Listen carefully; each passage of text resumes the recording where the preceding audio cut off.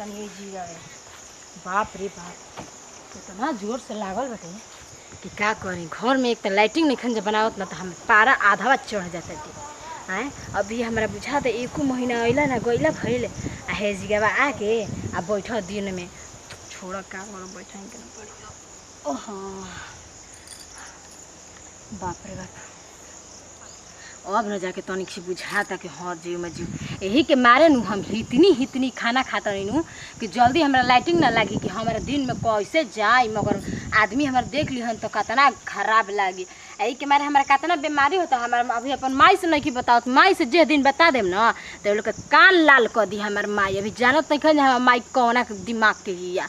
हाँ नहीं तरह हम सोचत नहीं कि अपन ससुरा के इज्जत बुझत नहीं। ये लोग तो हमार इज्जत के धजिया बना के धैले बना जटे। नहीं तरह ऐसे कोई करेला छी। अगर अगल बगल के आदमी यहाँ के केहू देख ली तो का हुई, का इज्जते रह जाई कि फलानवा के पतोहिया आके आ बहरी है दिने में आ लाइटिंग करतिया।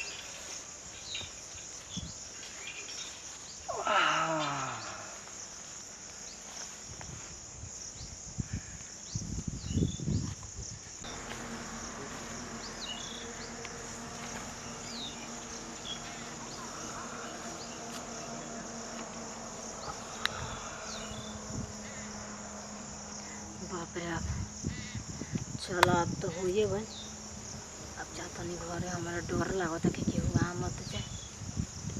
ना अगर केहू पीछे से आ जाए तो का करम ये था आए केहू अगल बगल तो लौकत है नहीं खे।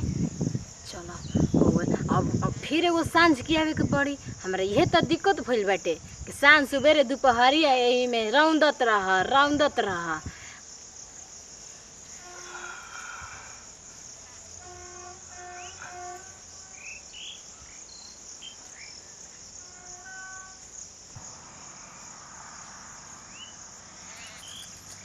रमावा भैया तो हम यहाँ के बैठ गइल बाटे जिगवे हम देखतो नहीं थी। हाय ये दादा, ये हम लागत है कि देख ले लो स्काई जे बैठल है भगवान। हमरा बुझाते नहीं कि हम का करी।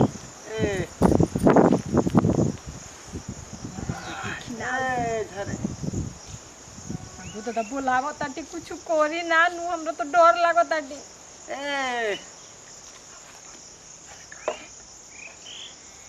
का मुँह तो पिया ना कहता ये दादा कहता कि आवा आवा हमने चला उन्हें ले जाके का करी। अगर नहीं जाए नू तो अगर देख चले ले तो पूरा भांडा खोल दी। ऐसे बढ़िया बाकी उन्हें जाके ओकरा कि इन्होंने समझा के आ भाग जाए घर बन चला ये नतिवा के तो देखिए ले अब का करी।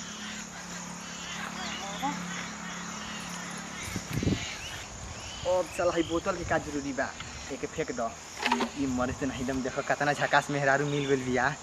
आही साला तनी चलो जाते ने लिया जाके झड़िया में लह लाग जी न तो साला बहुत मजा आ जाई।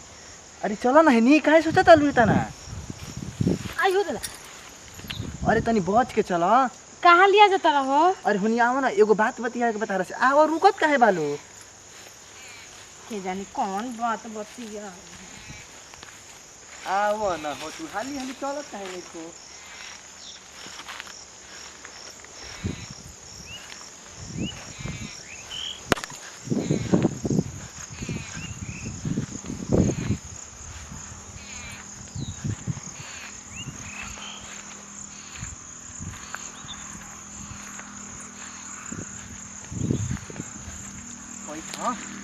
काहे करती? अरे बैठो ना। का कहता बोला। कहतनी न ए तू कुछ देखले नानू हवा? अरे देखनी ही चाहे ना वो बात सुन। अच्छा सुनो, तू रोज रोज आवेलू? हाँ हम रोज आई ना, का करी हमरा घर में लाइटिंग नहीं थी। हम तो हमें यही से हम रोज अरे आएं। मर्दवा कहीं का कहतिया कि हम रोज रोज आवी ना। अरे साला अब देखो अब रोज रोज हमहू आइम जान गुनिया का टाइम या तो सुबेरे आवत हुई नहीं तो शाम की आज सुबेरे ही में भेंट हो गई बाटे। अब रोज रोज आइम न कहियो ना कहियो तो जरूर हमार लह लाग जाई। अच्छा एक बेरा लह लागल बतानी बच्ची आई बढ़िया बढ़िया बात का बतियावत रहो निया ना एगो बात सोचत रहमी तनी दूसर। कहाँ के हव? अरे बगलिया में जे गाँव ह। ठीक बा देखा अगर कुछ देखलहूँ ओके बना तो कहिया जानी ठीक बनू हमें ऐसे तारा भी आइयो को नहीं है। अरे जान तलू का हमार जरूरी बा कोई से देखला से बस तू आज ही है जी टाइम टाइम से रोज रोज तो का जब लागी तबे नु आई कनेरिए आके है जब बैठ जाई नाही काल्हो आई हो ना हमहू आइम तो भेंट ना हो जी हमार तहार। का तू हमार कुछ हवा का के तरह से भेंट करे आई। अरे कुछ ना है तो अब तो बन न कोई पहचान नहीं खे बन गई भेंट हो गई खाली तो नहीं के जरूरत हमरा पहचान रहन लगा। अच्छा लेकिन तू बड़ी झकास लागत हो। तो का करी ऐसे कौनी ही जान तलू खूबसूरत चीज के आदमी तारीफ करेला तू वही में एकदम स्मार्ट बालू। वो तो है ये बनी कोई के कहला से थोड़े हो। केकरा घर के तू हौ हो? हाँ हाँ खिलाड़ो घर के हनी अरे खिलाड़ो के पत्तो हनी खिलाड़ो के पतो है तो यो खिलाड़िए ना होई मरते तो नहीं। लेकिन सचो में तू ना एकदम स्मार्ट लागत लो। एके बतिया का रट ले बड़ा हम कान के बहिर ना हनी सुनी ना बुझाता के गोबर चोत लेखा मुंह लेके स्मार्ट बड़ी स्मार्ट अच्छा बैठ कहां जाता तेरे घर में बहिन स्मार्ट नहीं छी हैं हम बैठ गई नहीं है ये कोई मतलब भइल आए आज के बाद अगर हमरा के देख लो कहिया बोलला ना तो तार जा मुड़िए में मोर के जगह गाड़ दे हम ई मत सोची है तनी कम बोला ठीक ना। काहे कम बोली ई मर्दी तनी कितना सुटर सुटर बोलत है लागम जबरदस्ती करे ना तो लगिहन ठंडाए का कल हवा ओनिया का बुदबुदा तोरा मौगल लेखा तनी हेनिया बतियावा ना का कहतड़ा हैं तनी कम बोला ठीक ना। काहे कम बोली बोला ना हम कोई भी सर झुका के ना रही ना इतना गरमा के काहे बोलत तलू तू? काहे ना बोली तू हमर कौन चीज हवा की तरह से बढ़िया से बतिया 1 मिनट में तार होश ठिकाना आ जाई जान तलू ना। ए चला ना होश ठिकाना लावेला अपन मुंह नहीं खन देखा छुछुंदर कहीं के छुछुंदर ए मोबाइल देखा तलू ना हेतरे उघार के बैठलू ना तारा से पहले ही से ओजी आई रहमी आ कैमरा चालू क के नीचेवा धइले रहमी आ मोल तार सामान नीचे के लग गइल बा वीडियो रिकॉर्डिंग हो गइल बा। का कल हवा तार मोल सामान के में वीडियो बना लेल बानी अबे का समझत तू हमरा के? ओ हे राम कितना तू बेशरम भर के लइका बड़ा हो कौना बाप के हो छुछोरा आए तरह के लाश सब नहीं खे सुना पहले चिला जिन ढेर खिलाड़ो के पतो है ना जा तनी गांव में देख हम के देखल सही खिलाड़ो के पतो है आ जा जा के रोज रोज बगीचा में उघार के हगेले।